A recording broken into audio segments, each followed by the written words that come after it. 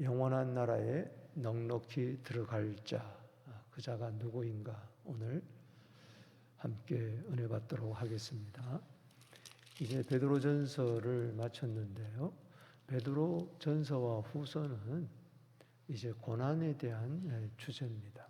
특별히 베드로전서는 외부적인 고난, 신앙적인 박해, 밖에서 이제 교회를 힘들게 하고 성도들을 어렵게 만드는 그런 환난의 고난, 여기서 어떻게 승리할 것인가에 대한 이야기, 또 앞으로 더 큰 고난도 있을 터인데 어떻게 그것을 대처해 나갈 것인가, 그 5가지 주제로 말씀을 드렸습니다. 또 이제 오늘 새벽부터 시작되는 베드로후서 1장, 2장, 3장도 역시 이제 고난에 대한 이야기인데, 베드로전서는 외부적인 고난이라면 베드로후서는 내부적인 고난이었습니다. 여러분, 힘들고 어려울 때에 누가 옆에서 속삭거리면 쉽게 넘어가잖아요. 지금 내가 경제적으로 너무 어려요.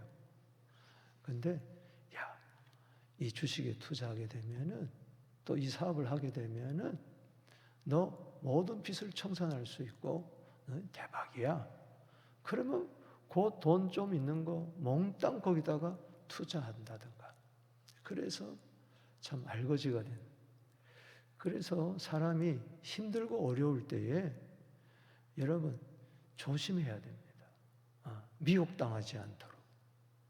그러니까는 그 당시 신앙적인 박해들이 많으니까, 어떻게 하면은 좀 편안하게 살 수 없을까? 정말 좀 쉽게 예수 믿는 법이 없을까? 그런 마음들을 누구나 가지고 있을 때 이단들이 와서 속삭거린다는 것이죠. 그러면 거기 거짓된 영에 미혹돼서 그냥 신앙이 괴상망측하게 돌아간다. 이 참 조심해야 돼. 그래서 여러분 특별히 힘들고 어려울 때 더 진리 위에 굳게 서게 되기를 축복합니다. 여기 12절에 보면은 이미 있는 진리에 서 있다.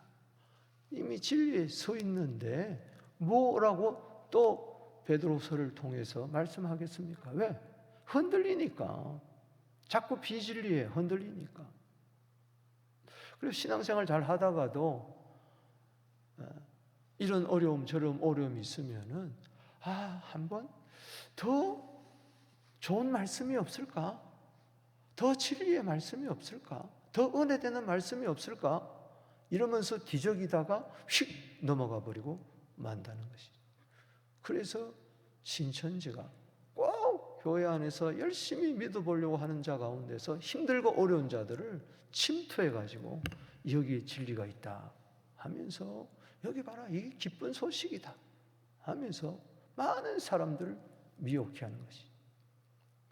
지금 문제가 뭔고 하니, 우리가 정말 세계 선교하는 미국 다음에 가는 정말 그런 선교 한국인데 200여 나라에 가서 열심히 복음을 전해놨는데, 그래서 많은 열매도 맺었는데 이제 이단들이 들어가가지고 홀랑홀랑 다 뺏어가는 거예요. 대부분의 그 약소 국가들이고 후진국들이잖아요. 그러니까는 이거 하면 잘 살게 된다. 이거 믿어야 예수 천국 간다.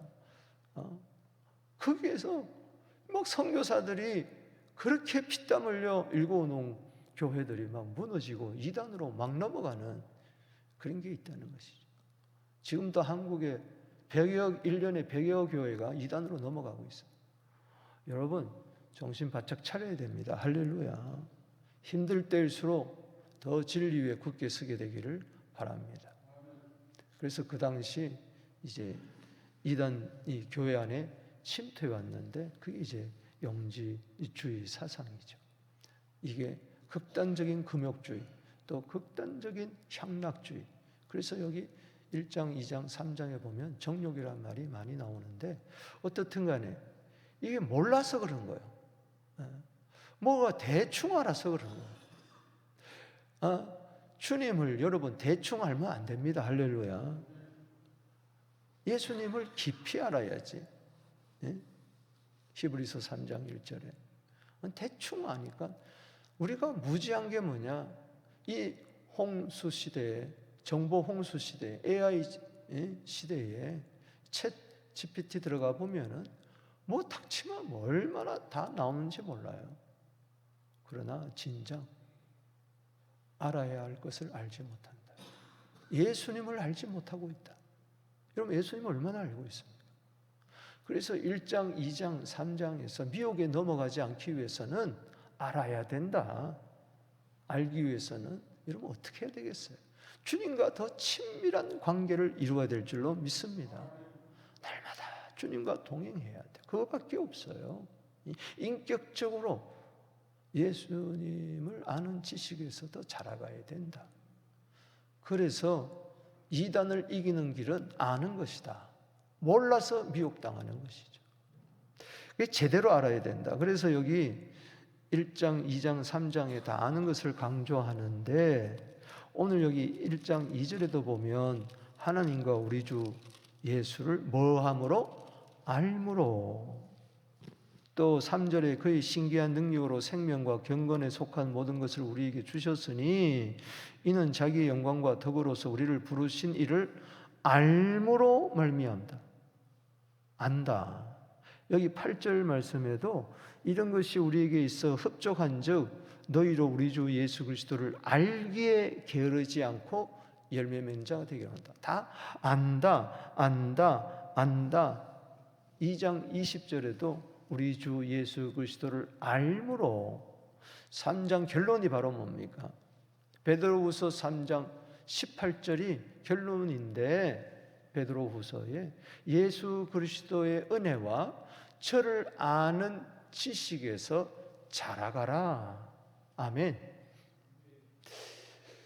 이 안다는 것은, 지식은 그냥 정보를 이야기하는 게 아니고 세상 지식과 같은 그런 지식이 아니고 주님과의 생생한 관계를 이야기하는 것이죠. 인격적인 만남. 여러분, 내가 윤석열 대통령이 파면된 걸 알았어요. 그렇다고 해서 내가 윤석열 대통령 아는 거 아닙니다. 그분이 뭐 사순가 오순가 뭐 끝에 사법고시 합격하고 개 11마리 키우고 부인이 김건희 여사고 뭐 내가 너무 잘 알죠. 그 아버지가 훌륭한 교수고. 그렇다고 해서 내가 윤석열 대통령 만나본 적이 없어요. 여러분들이 그런가 하고 보는데 안 만났어. 나 절대 차 한잔 나눠본 적이 없어요. 요번에 한국 가서도 못 만났다고요. 뭐 만나고 싶어 만나겠어요? 오늘 예수님이 뭐 초림, 고난, 부활, 성천, 재림 너무 잘 알죠. 아, 주는 그리스도시요 살아계신 하나님의 아들입니다. 그건 귀신도 알아요. 누가복음 4장 41절에. 그렇다고 해서 여러분 예수님에 대해서 뭐 지식적으로 너무 잘 알아도 제자 훈련해서 똑부러지게 알아도 그분을 만나봤느냐? 이게 이제 문제라는 것이죠. 그게 알미라는 것은 마리아가 네가 아들을 가졌다 그럴 때 나는 사내를 알지 못하는데 바로 그 알미예요. 아니 처녀가 남자를 안다는 게 뭘까요? 관계를 이야기하잖아요. 여러분 주님과 더 깊은 관계에 들어가게 되기를 바랍니다. 부부간도 마찬가지예요. 신혼 때 뭐 알을 것 같아요? 천만에. 제가 지금 44년 차입니다. 뭐가 44년이냐? 결혼한 지 44년. 연애 빼놓고, 연애 기간 빼놓고, 뭐 연애할 때 다 아는 것 같지만 전혀 모르더라고. 결혼해보니까. 이제 됐다. 아니요. 44년인데 지금도 알아가고 있어요. 아멘이십니까? 여러분 안 그래요? 다 알아요? 주님 다 아십니까? 진짜 우리는 알아야 할 것은 알지 못하니까 주님을 제대로 만난 적이 없으니까 이 말하면 저 말에 저 말하면 이 말에 휘떡휘떡 넘어간다는 거예요. 정보에만 관심 가지지 마세요. 교리적인 지식에만 가지 마시고 난 놓고 기억자를 몰라도 주님을 뜨겁게 사랑하는 할머니가 있습니다. 주님을 위하여 이 한 목숨까지 바치겠다고 그렇게 매일 주님 주님 하면서 말씀과 기도 가운데 사는 자가 있다고요. 그런데 신학 박사라 할지라도 예수님을 못 만나. 그게 이제 문제란. 그러니까는 목사들도 신천지에 막 넘어갑니다. 지금 돈 몇 푼 주니까. 그래서 오늘 제대로 알게 되기를 주 이름으로 축원합니다. 오늘 1장에 보면은 11절 말씀 한번 읽어보겠습니다. 시작.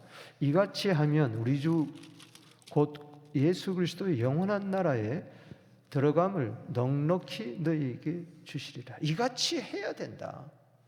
제대로 알고 이와 같이 살아야 된다. 그래야 우리 주 예수 그리스도의 영원한 나라에 넉넉히 들어간다. 아멘. 이단에 휘딱 넘어가면은 못 들어갑니다. 영원한 나라에 막 들어갈까 말까 들어가 말까 이게 아니고 넉넉히 들어간다. 아멘이십니까? 우리 모두 다 아무리 힘들고 어려워도 영원한 하나님의 나라, 주 예수 그리스도의 나라에 넉넉히 들어가서 천국에서 영원토록 주님을 찬송하는 우리 모두 되기를 주 이름으로 축복하는 것입니다. 그러기 위해서 오늘 1절에서 11절, 12절에서 18절, 19절에서 21절 이렇게 세 부분으로 나누어서 누가 영원한 나라에 넉넉히 들어갈 자인가 은혜 받겠습니다. 먼저 1절에서 11절은 신성한 성품에 참여하는 자입니다. 오늘 1절에서 11절의 요절 이렇게 보면은 4절 말씀에 다시 한번 읽겠습니다. 시작. 이로써 보배롭고 지극히 큰 약속을 우리에게 주사 이 약속으로 말미암아 너희가 정욕 때문에 세상에서 썩어질 것을 피하여 신성한 성품에 참여하는 자가 되게 하려 함이라. 이단에 넘어가는 자는 정욕 때문에 그래. 그렇기 때문에 너 정욕대로 네 마음대로 그렇게 살지 말고 여기 신성한 성품에 참여하는 자. 따라합시다. 신성한 성품에 참여하는 자. 어느 게 옳은가? 어느 게 맞는가? 맨날 그냥 그렇게 돌아다니지 말고 네 삶을 봐라. 네가 삶을 보면은 알 수 있지 않느냐? 너 자신을 봐야지. 뭘 보고 있느냐? 너에게 신성한 성품이 지금 나타나고 있느냐? 그것도 없는데 무슨 여기가 진리인가 저기가 진리인가 이 교회가 맞나 저 교회가 맞나 백날 돌아다녀 봐라. 안 된다. 그래서 여기 신성한 성품을 7가지 이야기합니다. 믿음의 덕을, 덕의 지식을, 지식의 절제를, 절제의 인내를, 인내의 경건을, 경건의 형제 우애를. 아멘. 이 7가지 신의 성품을 이야기하고 옛날 성경에는 신의 성품, 결국은 하나님의 아들이 신이신데 하나님이신데 인간의 모습으로 오셔가지고 바로 우리를 영원한 나라에 들어갈 자로 삼아주시는데 그 7가지 예수님의 성품이 있다는 거예요. 따라합시다. 믿음, 덕, 지식, 절제, 지식, 인내, 절제, 경건, 그리고 형제우애. 7가지. 시간이 없어서 자세히 살펴보지 못하겠지만은 이걸 힘써 이게 나타나도록 해야 된다. 여기 보십시다. 5절에 그러므로 너희가 더욱 힘써. 따라합시다. 더욱 힘써. 여러분 믿음이 더욱 힘쓰게 되기를 바랍니다. 믿음은 선물로 받았지만은 이것이 삶으로 힘써. 아, 저게 믿음이구나. 저 사람이 믿음으로 사는구나. 폼 잡으라고 우리에게 단지 의인되라고 믿음 준 게 아니에요. 의인답게 살라고. 오직 의인은 뭐로 말미암아 살리라? 믿음으로 말미암아 살리라. 때문에 믿음을 지키고 믿음을 드러내야 될 줄로 믿습니다. 이 믿음의 뭐를? 덕을. 여러분, 덕이라는 게 뭘까요? 남의 유익을 구하는 것. 자기의 유익을 구하는 게 아니에요. 교회의 유익을 구하는 것. 자기만을 생각하는 것은 덕이 아닙니다. 그건 욕심이에요. 그게 정욕이란 말이지. 고린도서 10장 23절 24절이 덕을 잘 설명해 주고 있어요. 모든 것이 가하나 다 유익한 것이 아니요 모든 것이 가하나 다 덕을 세우는 것이 아니니. 그럼 덕이 뭐냐? 누구든지 자기의 유익을 구하지 말고 남의 유익을 구하라. 아멘. 나에게도 이거 했을 때 옳고 틀리고가 아니고 이거 했을 때에 덕이 되느냐 안 되느냐, 이게 더 중요하다. 즉 나의 유익을 구할 것인가, 남의 유익을 구할 것인가, 내 유익을 구할 것인가, 교회의 유익을 구할 것인가, 공동의 이익을 구할 것인가, 이걸 생각을 해야 된다. 좀 믿음이라는 것은 덕으로 나타나야 되는 거예요. 덕의 지식의 절제를, 절제의 인내를, 인내의 경건을, 그리고 마지막 7번째가 뭐예요? 형제우애. 이건 성령의 열매도 되는데, 여기 형제우애, 결국은 그래요. 믿음은 어디서 끝나느냐? 형제우애로 끝나는 거예요. 아멘이십니까? 그 사람 믿음 생활 잘하고 있다는 것은 필라델피아, 필라는 뭐예요? 사랑이에요. 델피아는 형제, 필라델피아가 있게 되기를 바랍니다. 아멘. 근데 형제끼리 베드로전서 1장 22절에 뜨겁게 사랑하는 것이, 그게 바로 이 7가지 성품의 마지막 결론인데, 자, 그런데 7가지 이 덕이 뭘로 완성되느냐? 사랑으로 완성되는 겁니다. 자, 여기 6절에 한번 읽어보겠습니다. 시작. 지식의 절제를, 절제의 인내를, 인내의 경건을. 자, 7절 시작. 경건의 형제우애를, 형제우애에 뭘 더하라? 사랑을 더하라. 뭐 형제우애나 뭐 사랑이나 똑같은 아니라는 거죠. 여기 형제우애의 그 우애, 그 사랑은 필로스의 친구 간의 사랑, 이걸 이야기하는 거예요. 그러나 이거보다 더 큰 사랑이 있습니다. 그 형제 우애도 어디서 나와야 됩니까? 여기 사랑에서 나와요. 형제 우애 뭘 더하라? 마지막에 사랑을 더하라. 이게 8번째 성품이면서 따지고 보면 8번째 속할 수가 없는 거예요. 이것은 뭐냐? 7가지 신의 성품을 가능하게 하는 것이 사랑이라는 거예요. 아멘이십니까?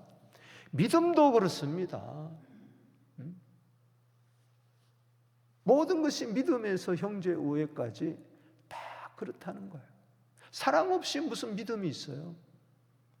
산을 옮길 만한 믿음이 있다 할지라도 네가 사랑이 없으면 그건 아무것도 아니다. 덕에 사랑이 없으면 무슨 소용이 있어요? 지식에 사랑이 없으면 무슨 소용이 있냐고요.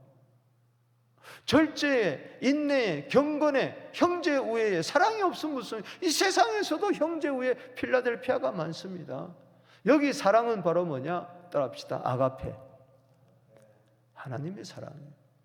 독생자까지 주신 하나님이 사랑이 없으면, 십자가 사랑이 없으면은 내가 만일 내 몸을 불사르게 내어준다 할지라도 사랑이 없으면 나는 아무것도 아니고 아무 유익이 없는 거예요. 허탕치는 거예요. 그렇기 때문에 이 7가지 덕목을 이루신 분이 뭐냐? 하나님은 사랑이시라. 바로 예수님이십니다. 할렐루야. 그래서 내가 너희를 사랑한 것처럼 너희도 서로 사랑해라. 요한복음 13장 34절에. 그래야 7가지 신의 성품이 나타나서, 이게 나타나야만 영원한 나라에 넉넉히 들어간다는 게 아니고, 영원한 나라에 넉넉히 들어가는 자들은 마치 포도나무의 가지 비유처럼 가지가 포도나무에 붙어 있기 때문에 예수님이 신의 성품의 완전체니까는 이런 것들이 점점 풍성하게 나타나더라. 아멘이십니까? 이 아가페 사랑 가운데 뜻이 뭐냐? 사랑의 잔치란 뜻이 있어요. 여러분 결혼하면은 사랑의 잔치를 벌이는 거예요. 그렇잖아요. 돌잔치, 사랑의 잔치예요. 교회가 아가페 사랑으로 가득 차게 되면은 먼저 이것이 있으면은 나머지 7가지 신의 성품은 저절로 이루어지더라. 사랑의 기쁨이 넘쳐나게 되기를 주 이름으로 축원합니다. 뭘로 여러분 즐거워하고 있습니까? 세상 정욕이 아니라, 정욕의 기쁨이 아니라 하나님의 사랑, 나를 구원하신 그 사랑, 나를 영원한 저 천국으로 인도하시는 그 사랑의 기쁨이 나로 하여금 7가지 신의 성품을 만들어 놓고 그래서 천국에 들어가게 할 줄로 믿습니다. 그래서 8절에 이런 것이 즉 신의 성품이 너희에게 있어 흡족한 즉 예수 그리스도를 알기에 게으르지 않고 열매 없는 자가 되지 않다. 열매라 바로 뭐예요? 요 7가지 신의 성품을 말하는 거예요. 9절에 이런 것이 없는 자는 즉 7가지 신의 성품이 없는 자는 맹인이라 미리 보지도 못하고 미래도 없고 미래 지금 영원한 천국에 있는 자 그게 안 보이는 거예요. 그저 세상에서 무엇을 먹을까 마실까 이룰까만 생각하지. 옛죄가 깨끗하게 된 것을 잊었느니라. 사랑 중에 사랑은 뭡니까? 나의 모든 죄를 깨끗하게 씻었던 그걸 새카맣게 잊어버리고 있어요. 나 같은 죄인의 개수를 날 용서해 줬다. 할렐루야. 이게 사랑이잖아요.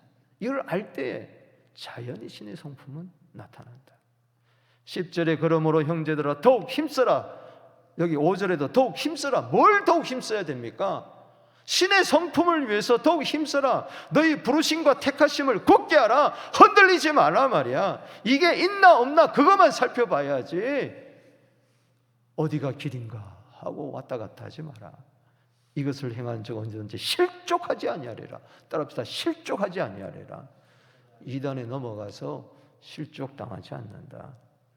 그래야 이같이 하면 이것은 지금까지 결론이 우리 주 예수 그리스도의 영원한 나라에 들어감을 넉넉히 너희에게 주시리라. 여기 주시리란 말은 공급하시리라. 아멘. 두 번째 12절에서 18절은 예수 그리스도의 영원한 나라에 우리가 넉넉히 들어가기 위해서는 다른 거 없어요. 오직 영광의 주 예수를 계속 바라보는 거예요. 할렐루야. 괴로울 때도 슬플 때도 기쁠 때도 계속 주님만 끊임없이 믿음의 주요 온전케 하시는 주님을 바라보게 되기를 주 이름으로 축복합니다. 자, 여기 12절 18절인데 여기 12절도 13절도 15절도 따라합시다. 생각나게 하려 하노라.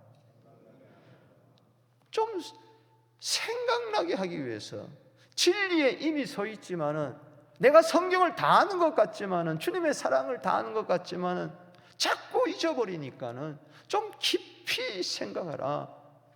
좀 기억하게 하기 위해서 생각나게 한다.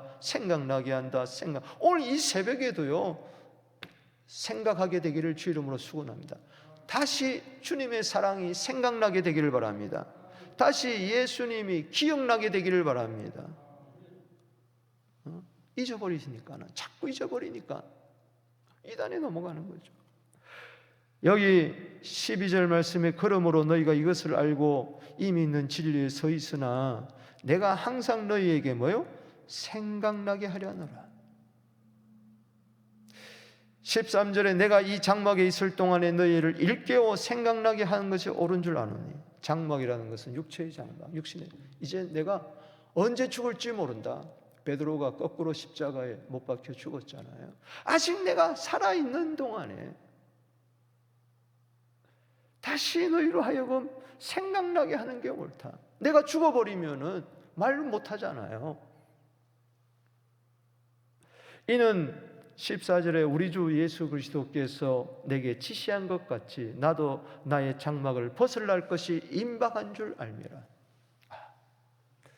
이게 젊었을 때는요, 이 말씀이 내 안에 안 들어오는 거예요. 예수님이 지시했다는 거예요. 알려줬다는 거예요. 베드로야, 네가 이제 곧 영원한 나라에 네가 들어오겠구나. 죽을 준비해라. 죽을 준비해라. 주님이 알려줬어요. 사도 바울도 뭐라고 그랬어요? 내가 떠날 기약이 점점 뭐요? 가까워왔다 그랬어요. 따라합시다. 죽음이 가까워왔습니다.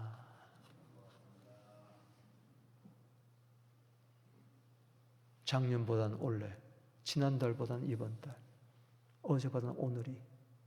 베드로야, 늘 주님을 동행하니까 주님이 알려주는 거죠. 모세에게 알려줬던 것처럼, 다윗에게 알려줬던 것처럼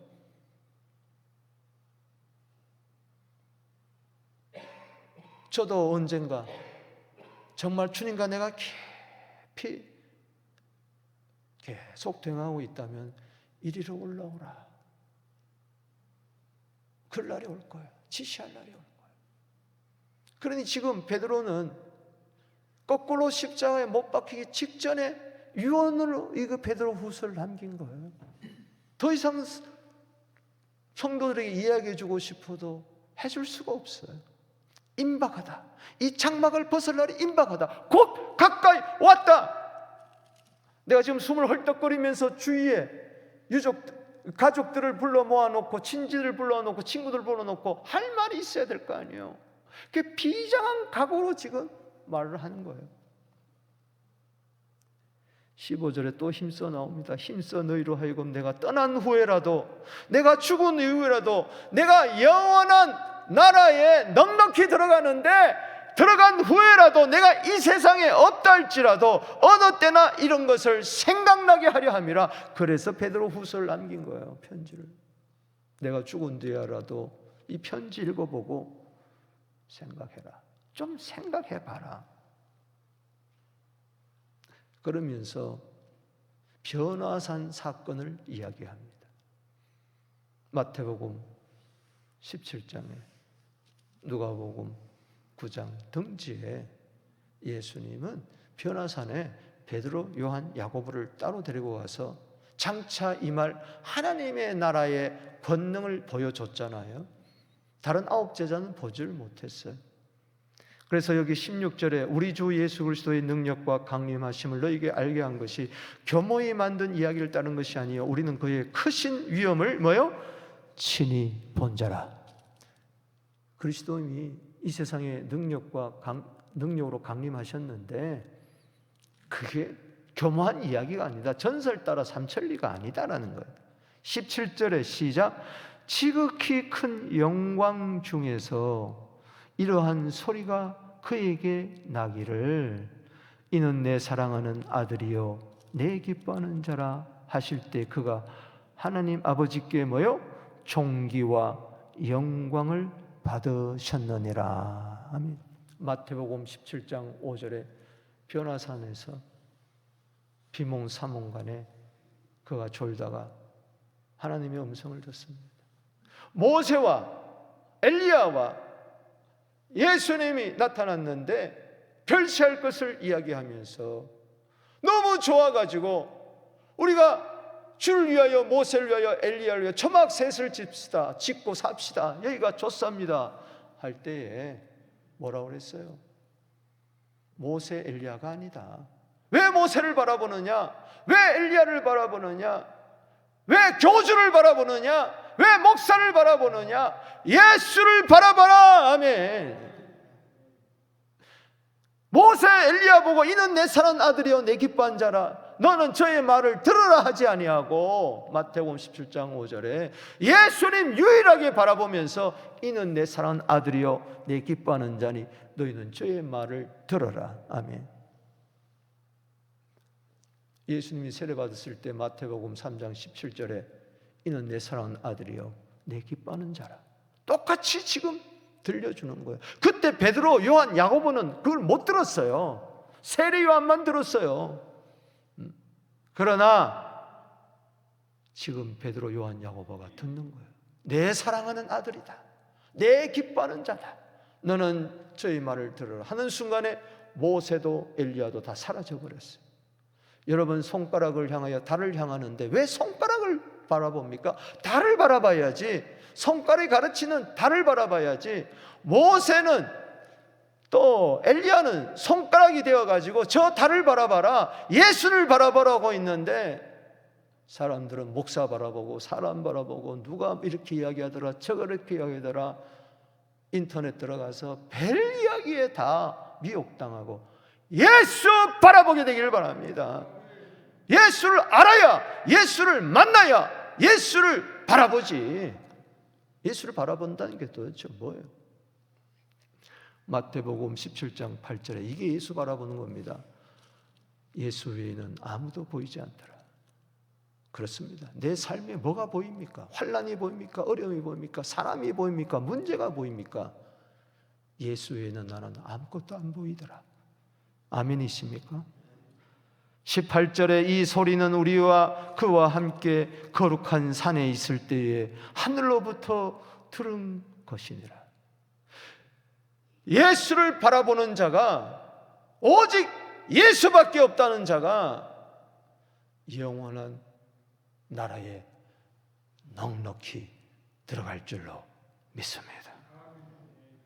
모세 바라보고 엘리야 바라보고 왔다 갔다 하지 말고 실망하지 말고 낭패당하지 말고, 히브리서 13장 8절에 어제나 오늘이나 영원토록 동일하신 예수 그리스도를 바라보게 되기를 주 이름으로 축복하는 것입니다. 돈 바라보지 말고, 문제 바라보지 말고, 사람 바라보지 말고, 자식 바라보지 말고, 나를 도와줄 자를 바라보지 말고 영원한 주님, 그분을 바라보게 되기를 축복합니다. 영원한 나라에 돈으로 들어갑니까? 명예로 들어갑니까? 권력으로 들어갑니까? 어떤 목사 이름으로 들어갑니까? 부모 이름으로 들어갑니까? 자식이 나를 글로 들어보내줄 거예요? 남편이 들어보내줄 거예요? 아내가 들어보내줄 거예요? 예수밖에 없습니다. 19절에서 21절 세 번째, 하나님의 말씀에 그래서 주의해야 됩니다. 영원한 나라에 넉넉히 들어갈 자는 누구냐? 결국은 하나님의 말씀에 주의하는 자, 삼가 주의하는 자. 자, 19절 보십시다. 여러분들이 스스로 보면 잘 모를 거예요. 제가 해석해 드리겠습니다. 또 앞에 부분은 초림을 이야기했다면은 19절, 20절, 21절은 다시 오실 예수님 재림을 이야기하는 거예요. 우리에게는 더 확실한 예언이 있어 초림보다도 3번이나 더 예수님에 대한 재림을 확실하게 이야기를 하고 있습니다. 초림도 이루어졌다면은, 거룩한 산의 영광 가운데 임하신 예수를 바라봤다면은, 이것은 앞으로 다가올 재림을 예표하는 거예요. 더 확실한 예언이 있다. 어두운 데를 비추는 등불 같으니, 즉 확실한 예언은 성경 말씀인데 예수님의 구속의 완성을 이룰 재림을 이야기했는데, 이것은 확실한 등불과 같다. 말씀은 등불과 같다. 시편 119편 105절에 주의 말씀은 내 발에 등이요 내 길에 빛입니다. 어두워서 몰라요. 말씀의 등불이 환하게 켜지게 되기를 주 이름으로 축복합니다. 그러면서 날이 새어 샛별이 너희 마음에 떠오르기까지 너희가 이것을 주의하는 것이 옳으니라. 따라합시다. 샛별. 그래서 내가 손주 이름을 샛별이라고 지었어요. 너희 마음에 떠오르기까지. 다시 예수님이 오신다. 초림의 예수도 샛별이요, 다시 오실 예수님도 샛별이다. 민수기 24장 17절에 한 별이 나타난다. 메시아 별을 이야기한다. 동방에서 온 박사들이 마태복음 2장 2절에 그 별을 보고 예루살렘까지 찾아오지 않았느냐? 그 별을 바라보고 마태복음 2장 10절에 가장 크게 기뻐하고 기뻐하더라. 그게 샛별이에요. 샛별은 새벽별을 이야기합니다. 따라합시다. 새벽별. 계시록 2장 28절에 두아디라, 책망받는 두아디라 교회도 내가 새벽별을 주리라. 여러분, 새벽별이 마음에 샛별이 떠오르게 되기를 주 이름으로 축원합니다. 다시 오실 주님이 늘 먼저 내 마음에 떠오르게 되기를 주 이름으로 축원합니다. 마라나타, 주 예수여 오시옵소서. 고린도전서 16장 22절에 주님의 나타나심을 사모하게 되기를 바랍니다. 마음에 예수 샛별이 항상 반짝반짝거리게 하여 주시옵소서. 내 마음에 정욕이 불타는 게 아니라 이 새카만 이 마음에, 죄로 물든 마음에 샛별이 반짝반짝, 예수별이 반짝반짝 떠오르게 하여 주시옵소서. 성경의 결론이 뭡니까? 예수님은 계시록 22장 16절에 나는 광명한 새벽별이다. 예수님을 보는 것은 마치 샛별을 보는 것과 같아요.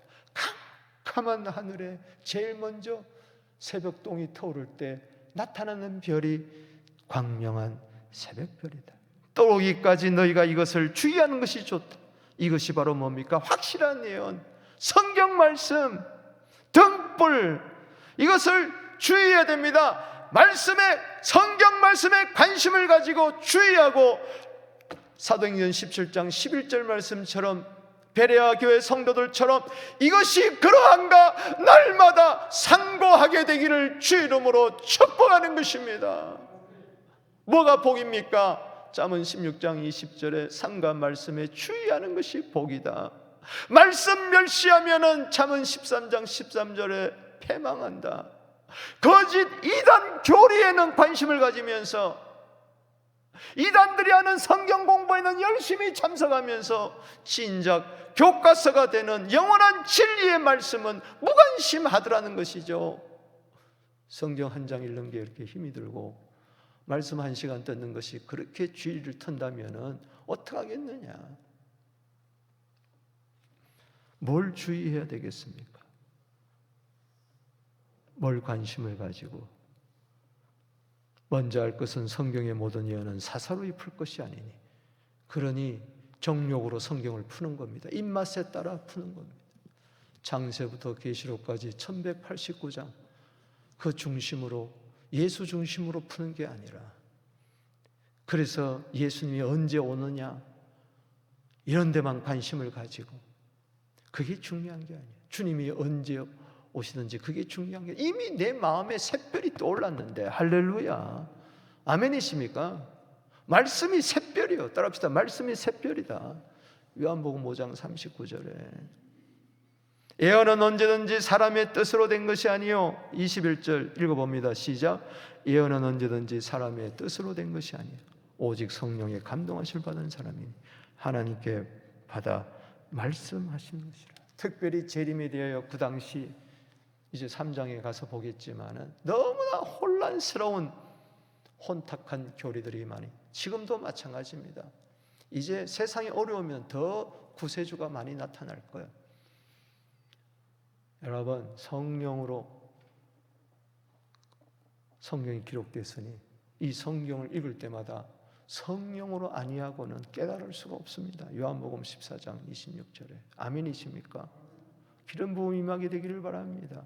정령으로 성경을 해석하지 말고 성령으로 성경을 해석해야 돼.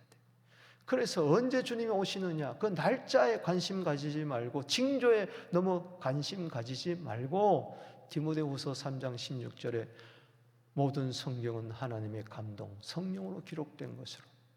뭐에 관심을 가져야 되나? 이 성경을 주의할 때마다, 읽을 때마다 교훈을 받고 책망을 받고 바르게 함과 의로 교육에 유익하니 이는 하나님의 사람으로 온전케 하려 함이라. 하나님의 사람으로 모든 선한 능력을 가지게 하는, 장비를 무장하게 하는 선한 능력을, 선한 일을 행할 수 있는 능력을 우리에게 주시는 것이 성경이니 우리는 이 말씀 통해서 이 시대를 살아가면서 아무리 힘들고 어려워도 선한 일을 행하는 능력 있는 크리스찬이 되기를 주 이름으로 축원합니다. 그 자가 이 다음에 언제 주님 오시더라도 들림을 받고 영원한 하나님 나라에, 예수 그리스도의 나라에 넉넉히 들어갈 줄로 믿습니다. 신의 성품에 참여하십시다. 오직 영광의 주만 바라보십시다. 하나님의 말씀에 주의하여 다시 오실 주님을 맞이하는, 이미 여러분 마음속에 샛별이 떠올라 다시 오실 광명한 새벽별을 맞이하게 되기를 주 이름으로 축복하는 것입니다. 우리 모두는 영원한 나라에 넉넉히 들어갈 자입니다.